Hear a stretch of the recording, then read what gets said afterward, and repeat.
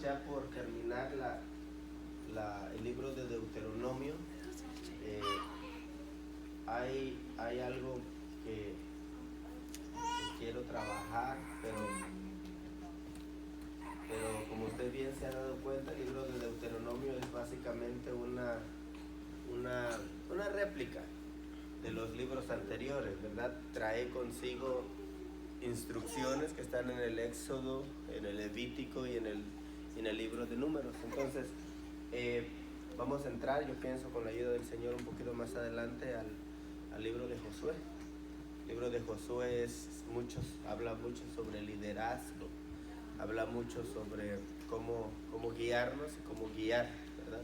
Y vamos con la ayuda del Señor a entrar ahí. Sin embargo, quiero tocar hoy algunas últimas cosas. Ahí en Deuteronomio 11 hay algo que me llamó la atención mientras estaba leyendo el libro, ¿verdad? Porque dice ahí, según los términos, está hablando de los sacerdotes, según los términos de la ley que ellos te enseñen. Y mire lo que dice: y según la sentencia que te declaren, así harás. No te apartarás a la derecha ni a la izquierda de la palabra que ellos te declaren. Esto me tocó un poquito porque algo que el Señor y digo me tocó un poquito, ¿verdad? Porque yo también tengo pastor, también tengo padre espiritual, y algo que la Biblia nos marca es de alguna manera acercarnos a ellos, ¿verdad? Acercarnos a ellos para recibir consejo, y para obedecer. Mire qué terrible, para obedecer lo que ellos nos dicen que hagamos, de tal manera, dice ahí, que no nos apartemos ni a derecha ni a izquierda. Y dice la frase de hasta abajo, dice, no te apartarás a la derecha ni a la izquierda de la palabra que ellos te declaran.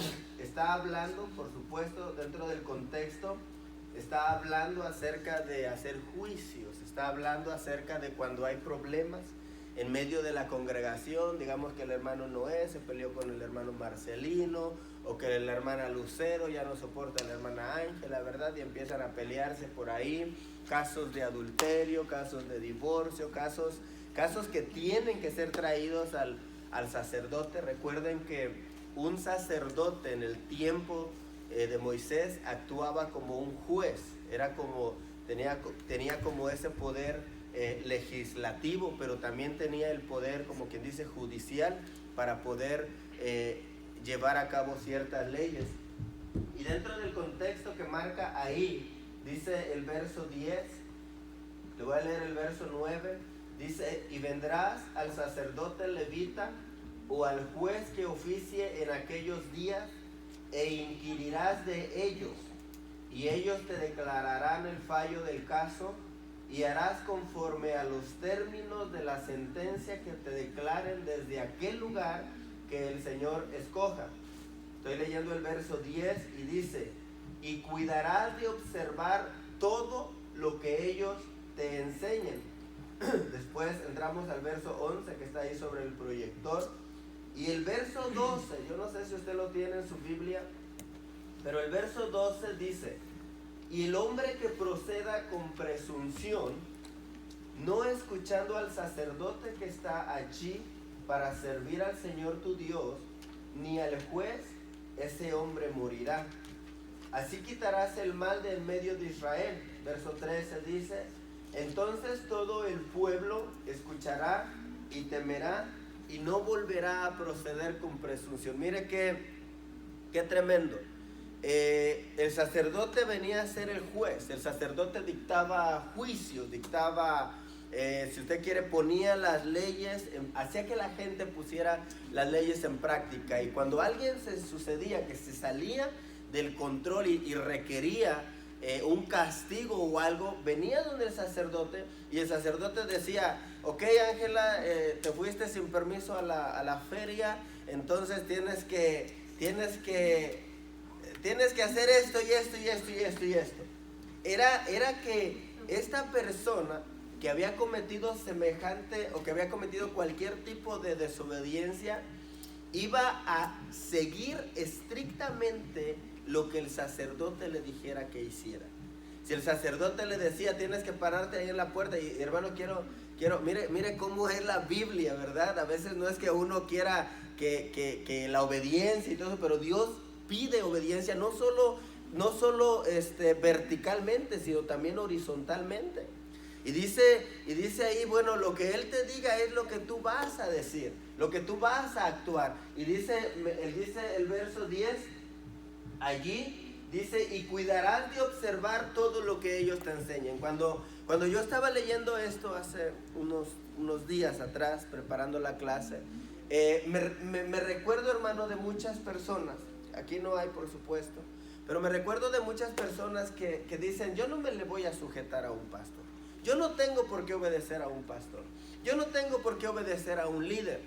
Si son hombres, yo no tengo por qué obedecer al que está ahí en la puerta. Si es un siervo, hemos enseñado, ¿verdad?, que el liderazgo tiene que ver con servicio. Y a veces no la congregación, sino algunas personas lo consideran como, ok, tú eres mi siervo, entonces tú me tienes que obedecer a mí. Yo no te tengo que obedecer a ti.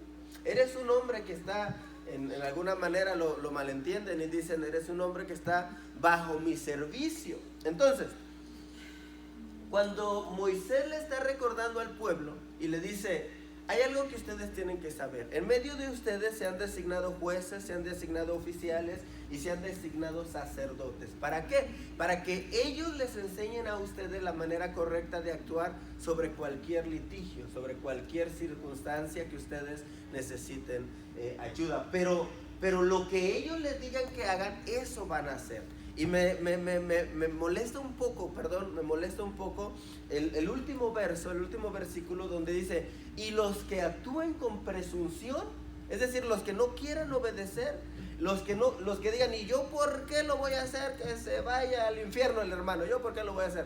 Dice el Señor ahí de una manera muy drástica, mátenlos. Mire qué terrible es Dios. Entonces, cuando yo estaba ahí me recordaba, hermano, de eso, de ciertas personas que dicen o se expresan de esta manera, ¿y por qué yo me tengo que sujetar a un hombre? ¿Por qué yo tengo que obedecer a un hombre? Aparte se equivoca todo el tiempo, aparte no sabe hablar, aparte tiene menos experiencia que yo, aparte es más joven que yo. Pablo le decía a Timoteo, mira que ninguno tenga en poco tu juventud, mejor sea ejemplo en pureza y bla bla bla, y le empieza a decir muchas cosas, ¿verdad? Pero mucha gente en la iglesia, en medio de las congregaciones, hermano, tiene ese sentir en su corazón, ¿yo por qué tengo que obedecer? Vienen a pedir consejo y en ocasiones dicen, bueno, yo ya sé lo que voy a hacer, yo solo quiero saber su opinión. Entonces, ¿para qué vienen? ¿Para qué vienen a pedir consejo, no? O sea, yo nomás le vengo a avisar, dicen algunos, pero entonces, ¿cuál es el punto?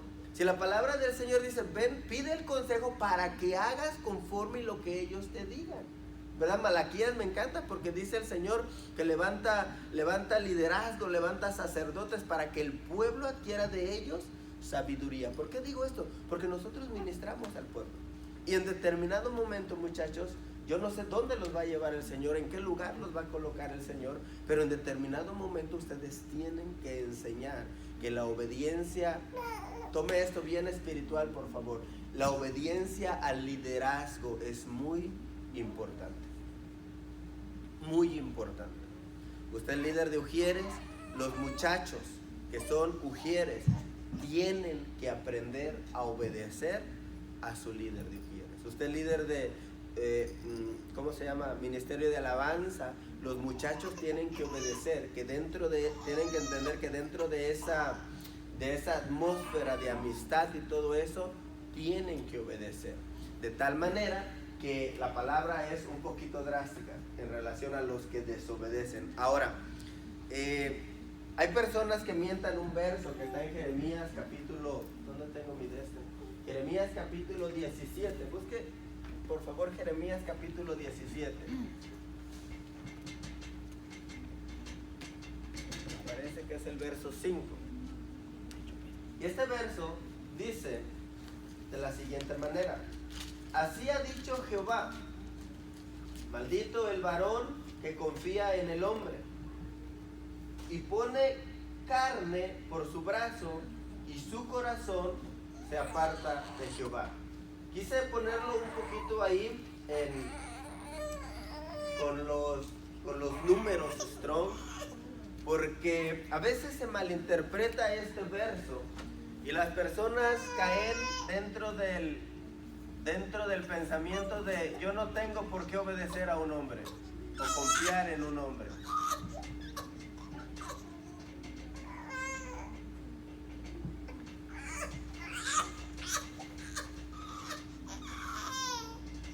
¿Por qué? Porque dice la Biblia que maldito el hombre que confía en el hombre.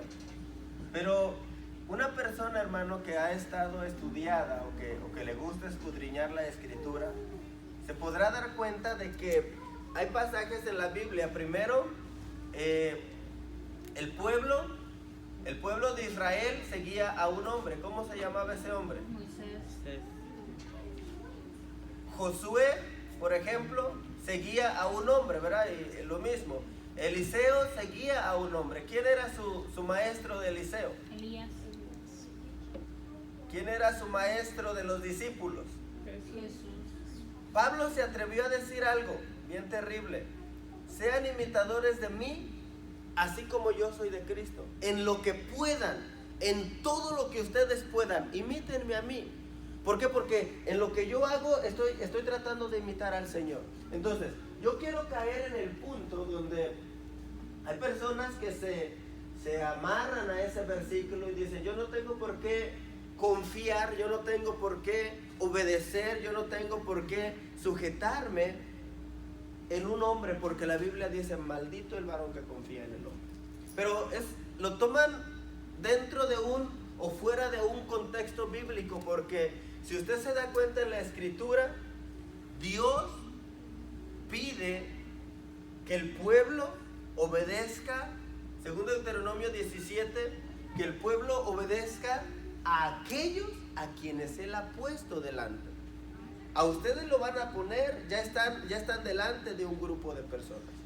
Están liderando, están trabajando, están predicando, la congregación los empieza a ver como líderes y ahí voy a hacer un paréntesis, ¿verdad? Un paréntesis que va a ser de mucha bendición.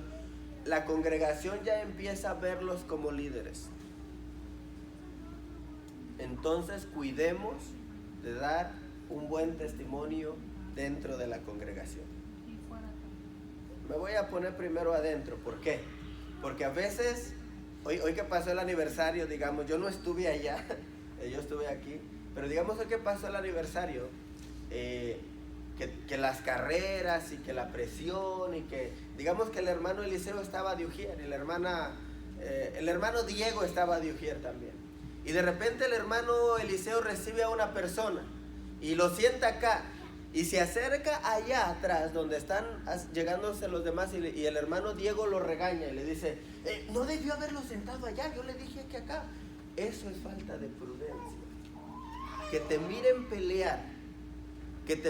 pelear con tus consiervos te quita autoridad en tu liderazgo. No que seamos hipócritas, pero hay momentos para cada cosa. Debemos de ser prudentes. Digamos que el ministerio de alabanza, 5 minutos antes de empezar el culto, se empieza a pelear allá arriba y te dice, tú te equivocaste, no fue tu culpa, tú no cantas bien, tú no tocas bien, y el pueblo aquí escuchando. Si usted y yo nos ponemos a pelear o damos un mal testimonio, ya sea familiar, digamos que yo me pongo a pelear con mis hijos ahí atrás. ¿Por qué? Porque me hicieron enojar. Después me subo a predicar. No necesito ser pastor. Hermano, eso nos quita autoridad de nuestro liderazgo.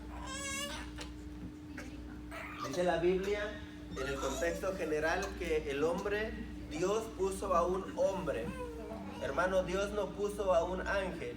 Dios puso a un hombre para que los hombres obedezcan a su palabra. Y eso lo podemos ver en la mayor parte del contexto bíblico. Ahora, ¿por qué le quiero poner eso? Dice ahí, Maldito el varón que confía en el hombre. Hay dos palabras que son claves. No es lo mismo decir varón que decir hombre. Primero, el contexto de Jeremías 15 habla de que el pueblo quiere poner su confianza en Egipto. El contexto de Jeremías habla de que el pueblo quiere poner su confianza en un pueblo que es más poderoso que los pueblos que los están asediando. Ellos dicen, Egipto me va a salvar. Ellos dicen, la otra nación me va a salvar. Y dentro de ese contexto está hablando Jeremías 17 y habla el profeta y dice, maldito el varón que confía en un hombre. Pero hay dos palabras que son claves ahí. Cuando usted trabaje en este texto o lo enseñe, mire que la primera palabra que la Biblia utiliza es la palabra varón. Y la segunda palabra que habla la Biblia es la palabra hombre. Si usted va al original, estas dos palabras tienen significados completamente diferentes. Un varón es una persona que ya fue formada, instruida. Y mire lo que dice el original, ya se lo voy a mostrar. Es un guerrero.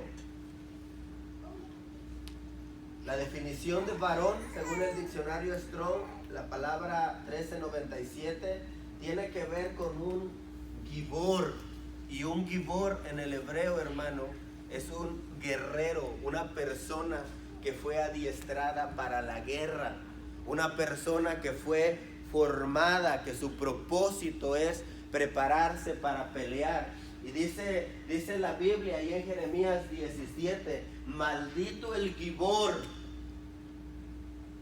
que confía en el Adam. La palabra hombre en el hebreo es la palabra Adam, es dentro de una connotación de un hombre que ha sido creado con un propósito.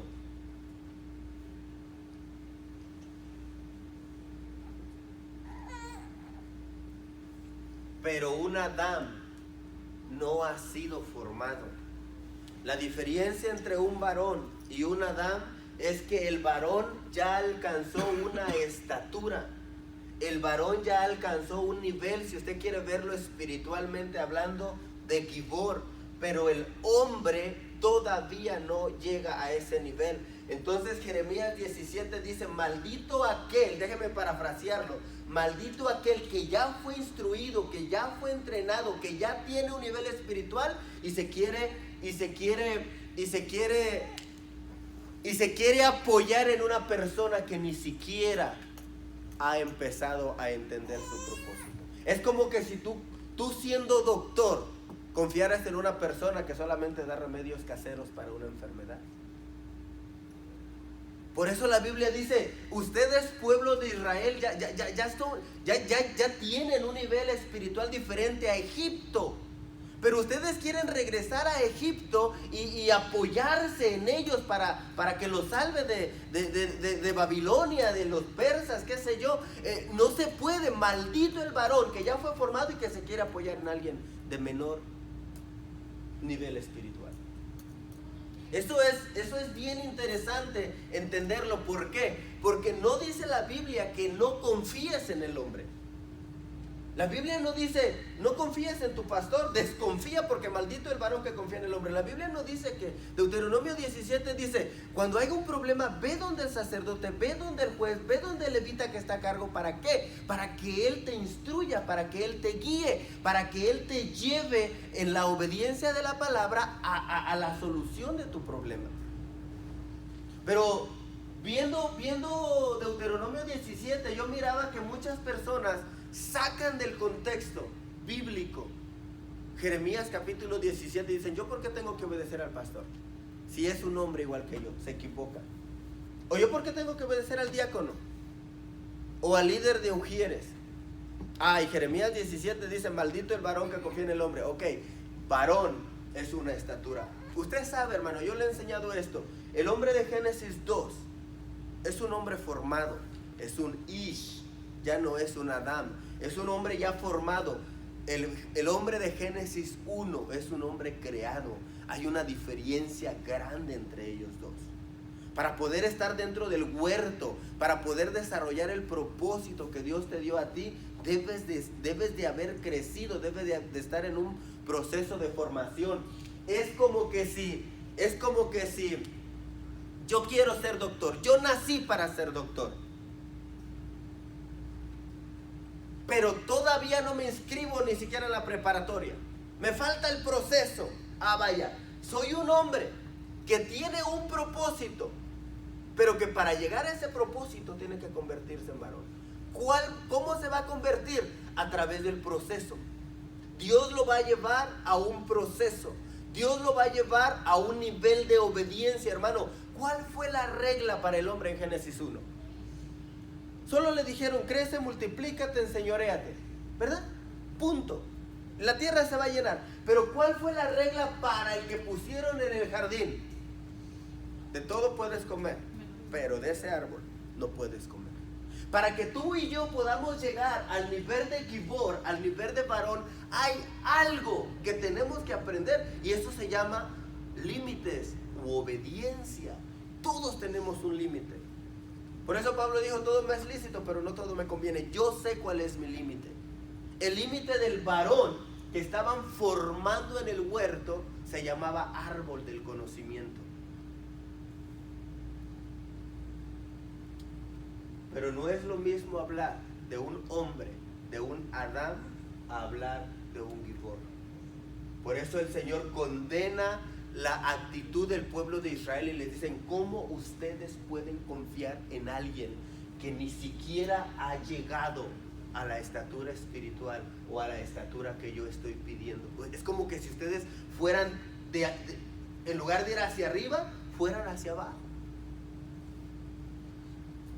Y digo esto porque Deuteronomio dice: según los términos de la ley que ellos te enseñen y según la sentencia que te declaren, así harás. No te apartarás a la derecha ni a la izquierda de la palabra que ellos te declaren. Y el verso 12 dice: y el hombre que proceda con presunción, no escuchando al sacerdote que está ahí para servir al Señor tu Dios, ni al juez, ese hombre morirá. El verso 13 dice: de esta manera todo el pueblo escuchará y temerá y no volverá a proceder con presunción. Hay un algo, esta es una escuela ministerial, hay un algo que usted y por supuesto yo tenemos que enseñar. Obediencia vertical y horizontal. No podemos, hermano, es que esto es bien bonito, porque no podemos decir que obedecemos a Dios desobedeciendo al diácono. Un ejemplo. Marcelino es diácono, Lucero es diaconisa, Maribel es diaconisa. Digamos que Marcelino le dice al hermano Noé: hermano Marcelino, Noé, mañana tenemos una salida, necesito que por favor usted se encargue de la vela. Eso es una orden. Porque no le está diciendo: ¿cree que usted pueda? Está diciendo: necesito que por favor usted se encargue de la vela. Y de repente el hermano no dice: ¿yo por qué? Y yo tengo que obedecer a ese señor si solo es el diácono. No, señor, a mí que me diga mi pastor. No, es su líder, es su diácono.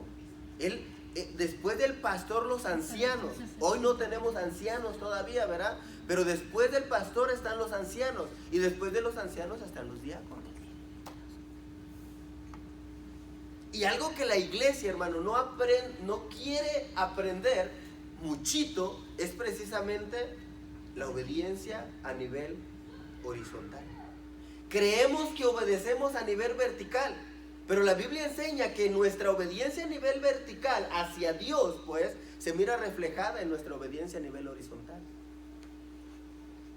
Y dice la Biblia que cómo vamos a decir que obedecemos a Dios que no hemos visto. Bueno, ante más a las personas que sí hemos visto, ¿sí? Entonces, esto, dijera Pablo a Timoteo, esto enseña. ¿Por qué? Porque cuando, hermano, le digo algo y no se enoja. Me han dicho a mí: pastor, su hijo no me obedece. Me lo sacaron de la escuela de niños la vez pasada por desobediente. Y en ocasiones los niños, bueno, yo entiendo que son niños, ¿verdad? Se las pasamos, pero digamos, hay personas adultas, mayores, ¿verdad? Que ya son cristianos viejos. Tienen experiencia como en 400 iglesias, hermano. Y no quieren obedecer. Hermano, siéntese acá, por favor, pase para acá. Y parece que le están hablando a la puerta, hermano. El pueblo tiene que aprender obediencia. La familia, bueno, es escuela ministerial, no es escuela de familia, ¿verdad? Pero la familia tenemos que enseñar obediencia.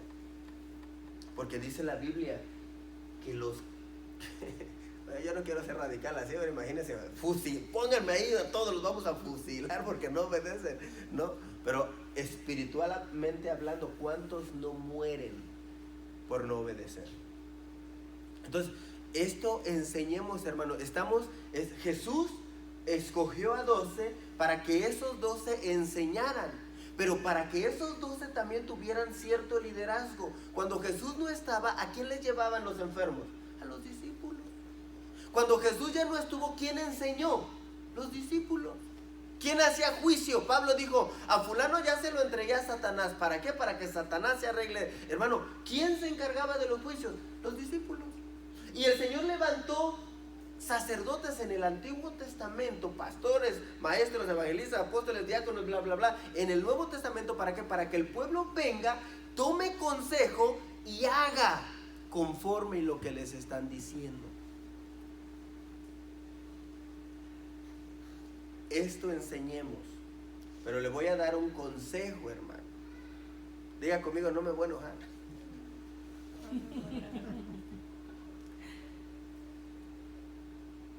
Somos líderes, ¿verdad? No predique algo que usted no hace. No predique de sujeción si usted no va a obedecer. ¿Me explico? ¿Por qué? Caigo en que todos nos equivocamos y todos tenemos un momento de Lara Mendoza y todo eso, ¿verdad? Pero si usted no ha aprendido a obedecer a su diácono o a su líder, no predique de obediencia, porque le va a pasar lo mismo que a mí. Cuando lo vean predicando, va a decir, y este predica de obediencia y ni obedece a nadie. ¿Se recuerdan hace un momento en el paréntesis que hacía? Cuide su testimonio. Usted, hermano, es ministro. Usted es ministro de altar. Usted es ministro de la palabra. Cuide su testimonio. Cuando esté en público, al menos. Aquí en la iglesia. Yo le ponía el ejemplo del aniversario. ¿Verdad? Qué bonito me voy a ver yo peleando con los ujieres ahí. Mire que sentí bien bonito que alabaron a los muchachos que estaban allá organizando los carros y todo eso. Uy, sentí bien bonito, casi me quería yo parar y aplaudirles a todos. La pastora Mayra dijo, una iglesia muy puntual, dijo, hasta casi le di 20 likes al video que puse en Facebook. ¿Verdad? Pero imagínense al pastor peleando allá y los demás hermanos escuchando. Eso hace que tu autoridad como líder caiga. Imaginen a su pastor peleando con su esposa. Hermano, todos nos hacen enojar, pero debemos de ser prudentes. Dios nos dio un espíritu de dominio propio. Pero a veces se nos sale el viejo hombre, ¿verdad? Decía quién, Martín Lutero, no me recuerdo quién. Alguien dijo, Charles Spurgeon, no sé, alguien dijo, que él creyó que había matado al viejo hombre el día en el que se metió a las aguas bautismales, pero que descubrió que cada día resucita el desgraciado. Eso lo dijo él. Cada día resucita el viejo hombre. Entonces, debemos de ser prudentes. Hermano, que no te vean pelear, que no te vean desobedecer. Hermana Maribel tiene que ir a comprar, bueno, sin hacer esto, ¿verdad? Porque aquí no tronamos dedos, aquí no tronamos dedos. Hermana Maribel tiene que ir a comprar aguas. ¿Quién le está ordenando? El pastor. Ella siempre me obedece. A mí. ¿O sí? Pero lo que quiero llegar, muchachos, es que la Biblia nos enseña obediencia en un nivel de liderazgo. Vamos a entrar al libro de Josué, y ese libro habla mucho sobre liderazgo. Deuteronomio capítulo 17 dice, va a haber jueces, va a haber sacerdotes, va a haber personas que van a estar a cargo de ustedes. Obedézcanlos. Y usted tiene que obedecer, usted tiene que enseñar ese principio en los niveles que usted se mueve. En la predicación usted debe de enseñar obediencia, pero le decía yo hace un ratito, pero tenga cuidado de que cuando usted predique de obediencia, usted obedezca. Imagínese, yo le voy a predicar, hermano, levante las manos cuando adora, sienta la presencia de Dios. Y usted va a decir esto, se sienta hasta allá atrás y está en el teléfono, ¿de qué me está hablando? Sea congruente con lo que predica. Déjeme y avanza. Preguntas acá. Pero si nosotros fuéramos desobedientes, usted nos lo diría, ¿no? Oh, claro, yo se los diría enseguida. Okay. Esto no es ministración, muchachos, esto es enseñanza. ¿Sí? Pablo le dijo a Timoteo, lo que has oído de mí, esto enseña. ¿Por qué? Porque lo que nosotros estamos aprendiendo es necesario que las generaciones subsecuentes de iglesia o de liderazgo sepan lo mismo. Es formación. Es formación. No, yo a quien no me obedece, luego lo pongo en el paredón. En el libro negro. ¿Preguntas? ¿Qué es el paredón? No, pero fíjese que por experiencias, hermanos, por experiencias personales, no acá, pero he visto dentro del liderazgo, dentro de las iglesias,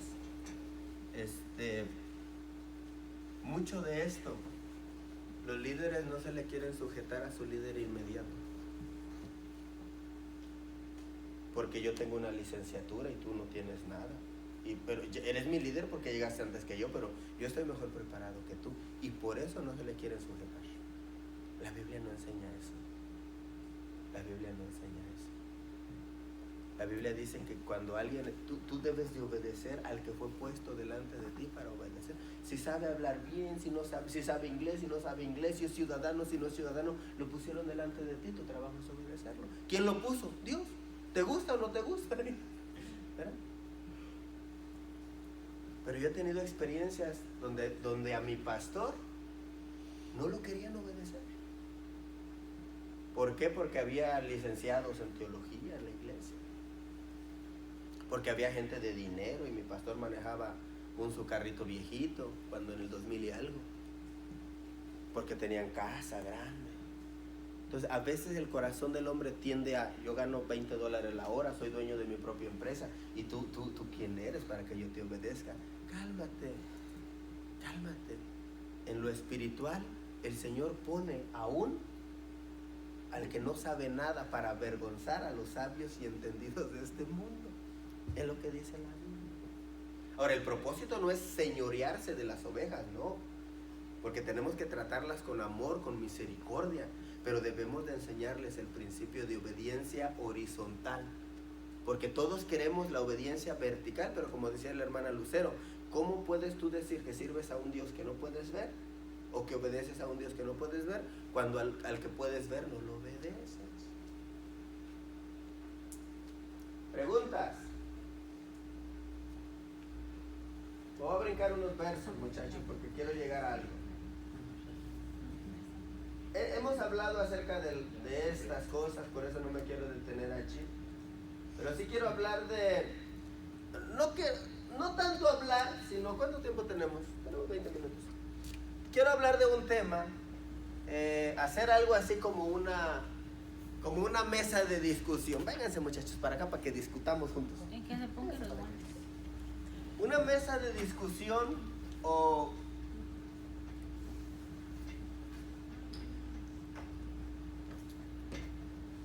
Divorcio.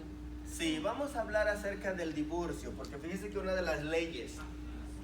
Ya Deuteronomio habla de leyes de esclavos, Deuteronomio habla de leyes de esto, leyes de lo otro. Algunas leyes ya no aplican. Por ejemplo, usted no tiene esclavos, ¿verdad que no? Para que si se quiere quedar con usted le ora de la oreja y... No, ya no. Hay leyes que ya no, ¿verdad? Pero hay otras leyes que todavía están.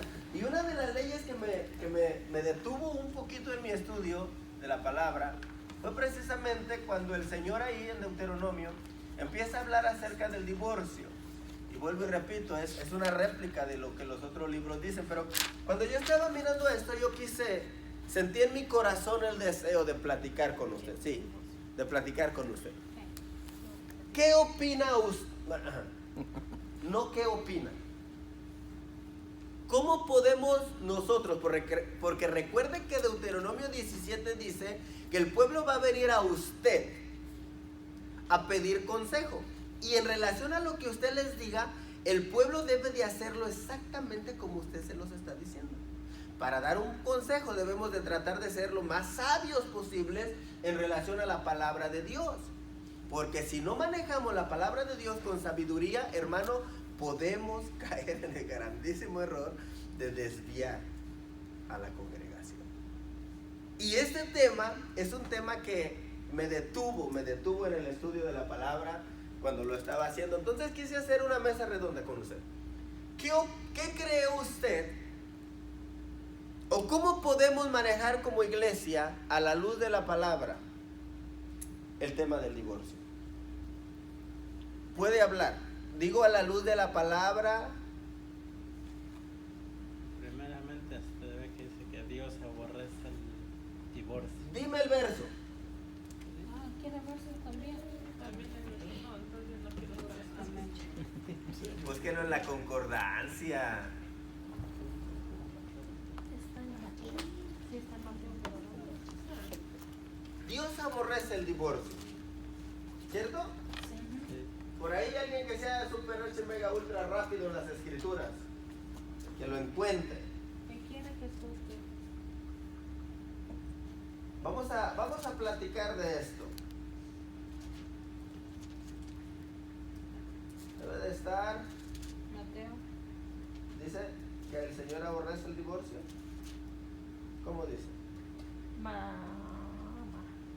Está en Malaquías. Debe de ser Malaquías. Malaquías 2:16. Malaquías 2:16. Sí. ¿Cómo dice, hermana Maribel? Uy, pastor. Déjenlo, busco. 2:16. Dice, porque yo detesto el divorcio, dice el Señor Dios de Israel, y al que cubre la iniquidad su vestidura, dice el Señor de los ejércitos, prestar atención pues a vuestro espíritu y no seáis desleales. Entonces, comencemos con esto. Dios aborrece el divorcio. ¿Qué quiere decir aborrecer? Es algo que Él no soporta. No le gusta. Aborrecer es algo que te da asco. Yo no quería decir eso. Bueno, te provoca náuseas. náuseas. Exacto. Es algo que... Bueno, lo el dije. corazón del Señor. Cuando uno está embarazado lo aborrece. Entonces, comenzando con esta premisa, Dios no es un Dios que se agrade del divorcio. Hay jóvenes en medio de nosotros, hay gente soltera en medio de nosotros que debe de saber que como cristianos debe de luchar por su matrimonio si en realidad hay temor de Dios en sus corazones. ¿Por qué? Porque Malaquías 2:16 establece que Dios aborrece el divorcio. No es algo, le causa náuseas, dice la hermana Maribel, al Señor hablar de este tema. Hoy, hermano amado, la sociedad nos ha enseñado que te puedes divorciar por cualquier cosa. Si no te gusta, divórciate. Si le creció la barriga, divórciate. Si se le cayó el pelo, divórciate. Si no cocina bien, divórciate. Divórciate. Mejor es vivir solo que mal acompañado, ¿verdad? Pero la Biblia empieza y dice, Dios aborrece el divorcio. Ahora,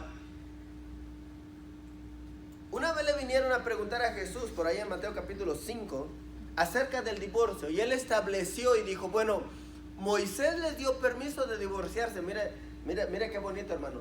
Y yo quiero que aprenda esto porque hablamos de Deuteronomio 17 y Pablo lo volvió a repetir en 1 Corintios 7. La Biblia establece algo, un mandamiento, un principio. Los principios no cambian, las leyes sí cambian. Y el Señor dijo no divorcios. Pero como venían a cada rato con Moisés era un siervo de Dios y ya no la soporto, muchos problemas, me quiero divorciar, la quiero dejar, ok, hazle una carta de divorcio y que se vaya. Moisés aprobó el divorcio. Y hay una parte en la Biblia, hermano, que a mí me encanta, que dice que Dios no permitirá que tu palabra, o que la palabra de Él a través de tus labios caiga a tierra. Se lo dijo a Samuel. Entonces, Moisés tomó una decisión, el pueblo se está peleando entre parejas, bueno, vamos a darles eso. Pero cuando vienen donde Jesús establece y dice, eso es por la dureza, ¿verdad que sí? Del corazón.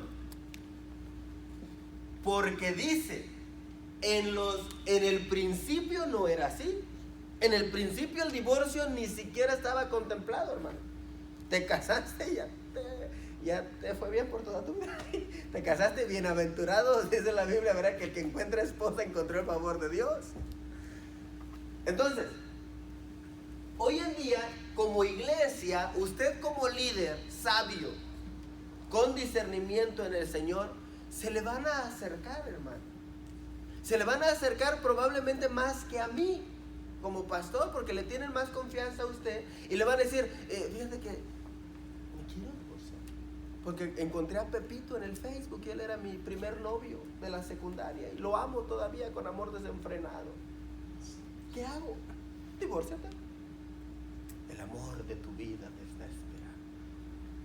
Fuera cómico, hermano, pero hay personas que aconsejan en esa línea porque desconocen las escrituras. Entonces, número 1, Dios aborrece el divorcio. Se aprobó a través del siervo Moisés por la dureza del corazón del pueblo. Pero a razón de eso, Jesús estableció algunas pautas. Y yo miraba una de las principales razones del divorcio. ¿Usted se recuerda cuál es? Por infidelidad. Por infidelidad. ¿Dónde está, hermana Lucero? O quien quiera que lo haya dicho.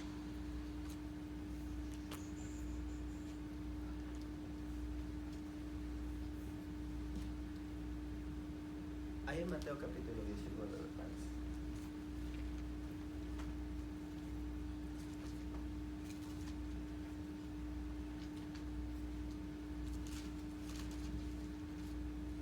Mateo capítulo 19, verso 8 al 10, la Biblia, la palabra en España dice, Jesús les contestó, a causa de vuestra incapacidad para entender los planes de Dios, Moisés consintió que se separaran de sus mujeres, pero al principio no era así. Verso 9, y yo os digo esto, el que se separa de su mujer, a no ser por un caso de inmoralidad, ya no se puede casar.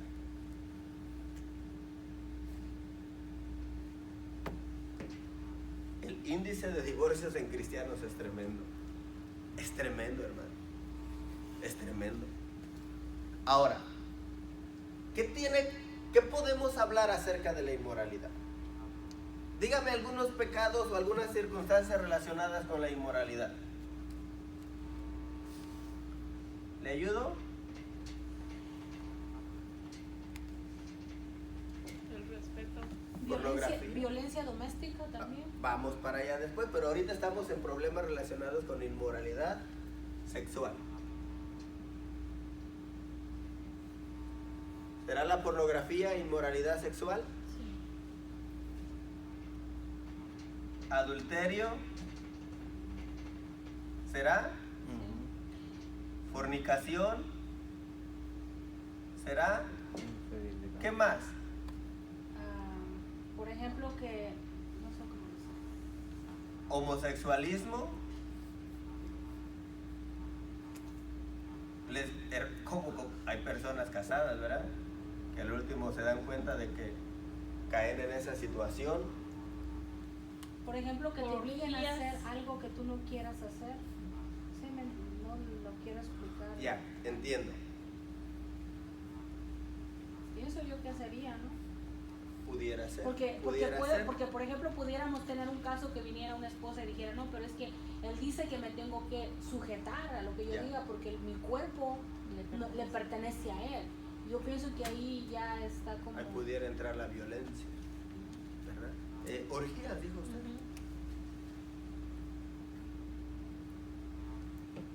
Inmoralidades sexuales, razón de divorcio. no que Jesús lo apruebe, o no que Jesús dijera, si se divorcian, divórciense. Era como una acepción a la regla. El deseo de Dios no es que nos divorciemos, pero si hay una situación de inmoralidades sexuales, según Mateo capítulo 19, puede divorciarse. Ahora, aquí hay algo bien terrible, porque digamos que el esposo, esposa, el esposo es el que está en los problemas de inmoralidad, y la esposa dice, ya me cansé de que veas pornografía, ya me cansé de que andes de adúltero, ya me cansé de que andes de fornicario, ya me cansé de que tengas tus instintos homosexuales o tus instintos lesbianos, o ya me cansé, esto lo que usted decía, ¿verdad? De las orgías puede caer dentro de lo que usted mencionaba. Entonces la esposa dice, me voy a divorciar. Cuando ella decide dejar al esposo por alguna razón de inmoralidad sexual, ella se está liberando de un yugo. Y a la postre, ella puede volver a casarse. Pero él, voy a ponerlo aquí en un círculo, él que está ocasionando que se rompa el yugo, ya no se puede volver a casar. Pastor, ¿y si conoce de Dios? Ellos conocían de Dios porque le está hablando a sus discípulos. Sí, pero si hablamos de un caso donde sea un matrimonio mixto. Espéreme, para allá voy. Okay. Espéreme, falta primero los Corintios. Entonces, esto es necesario que nosotros lo manejemos y que lo enseñemos a manera de consejo, a manera de lo que sea. Todos tenemos problemas dentro del matrimonio, todos. Ahora, hay algo que Jesús dijo en Mateo capítulo 5 relacionado con esto. Dentro de los matrimonios, cuidémonos de no repudiar a nuestra pareja. ¿Qué quiere decir repudiar? No quiero estar contigo. Estás fea, estás feo. Prefiero estar en el trabajo que estar contigo.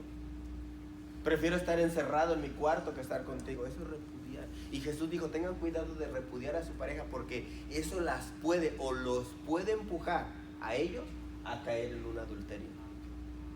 Hermano, tanto te dicen que no te quieren, tanto se avergüenzan de ti, que llega el momento donde alguien te dice qué bonito estás, qué bonita estás, que tú te vas en esa dirección. De por sí, uno es débil, el diablo es canijo, hermano.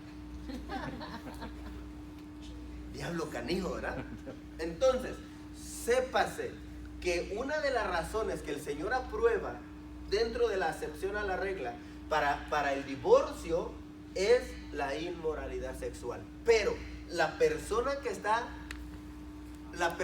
la responsable de romper el yugo no se puede volver a casar. Si ésta se casa con otra persona, aunque ya se haya divorciado legalmente, aunque ya le haya dado allá del Vaticano, no sé cómo le llaman a la de esa cosa, a los ojos de Dios adultera con la persona que se esté casando una vez más. Ahora, el siguiente escenario, si se le pudiera llamar, está ahí en 1 Corintios 7.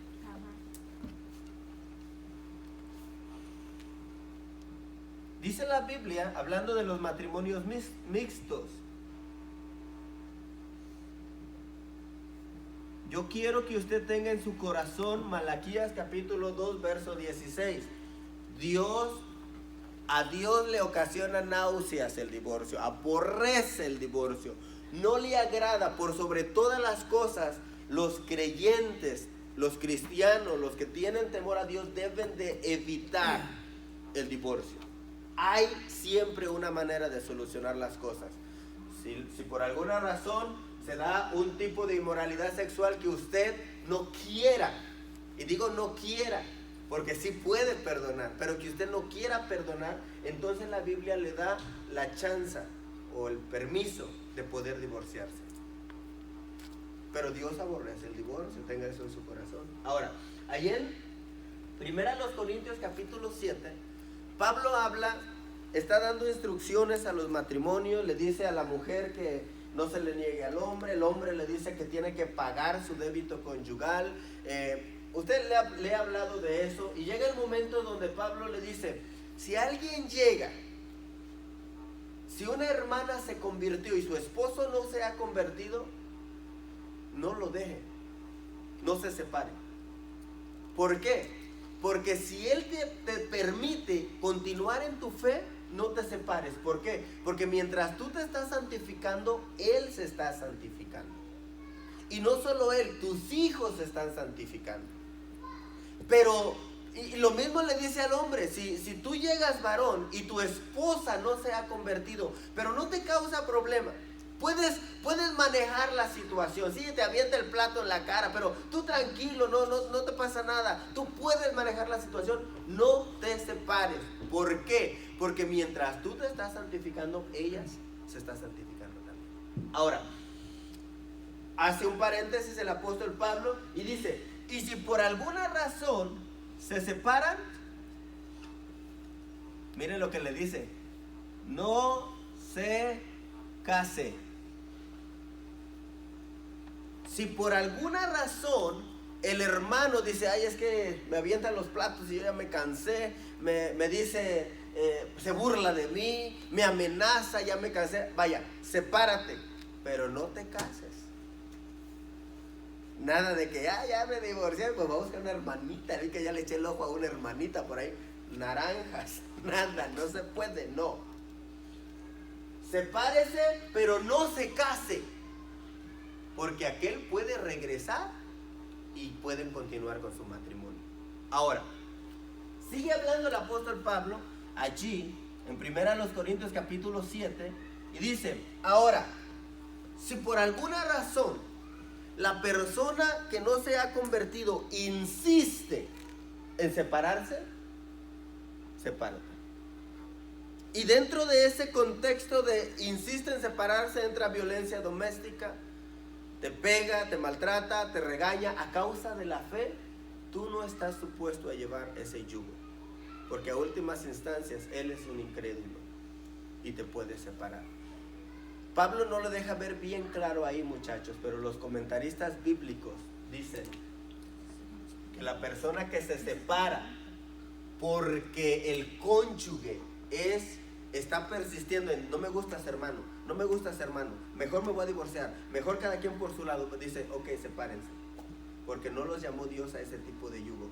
Y Pablo deja entrever, dicen los comentaristas, que la persona cristiana sí se puede volver a casar.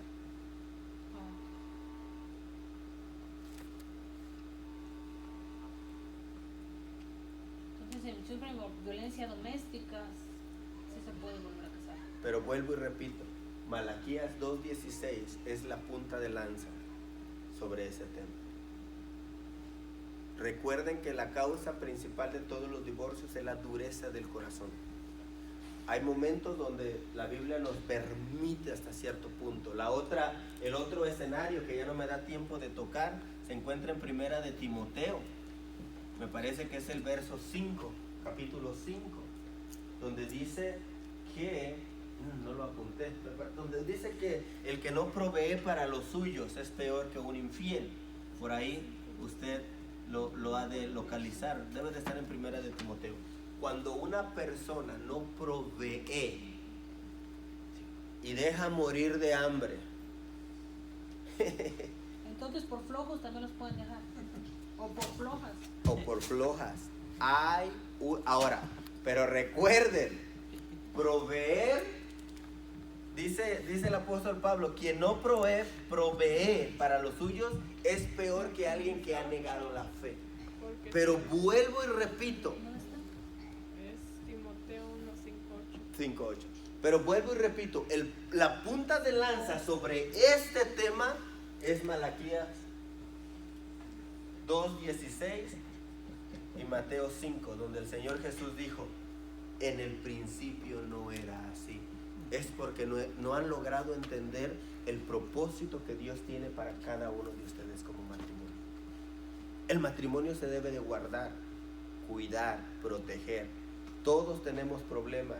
Todos tenemos situaciones difíciles, pero todos debemos de aprender en el Señor que la persona que está a nuestro lado es la persona que Dios escogió para nosotros. Preguntas, porque ya son las 7. O Les voy a suplicar que empiecen a leer el libro de Josué. Lean por favor el libro de Josué. Vamos a entrar en 2 semanas al libro de Josué, pero quiero pedirle de favor que lo lea para que usted, primero para que esté familiarizado con la Biblia, ¿verdad? Con los temas que se van a tocar. No quiero volver a releer acá, pero sí quiero que usted sepa de lo que se está hablando. Entonces empiece a leer el libro de Josué y cuando comencemos, pues ya va a saber usted de lo que se está tratando. Amén. Si hay preguntas, me las escribe en un papelito y me las manda por WhatsApp.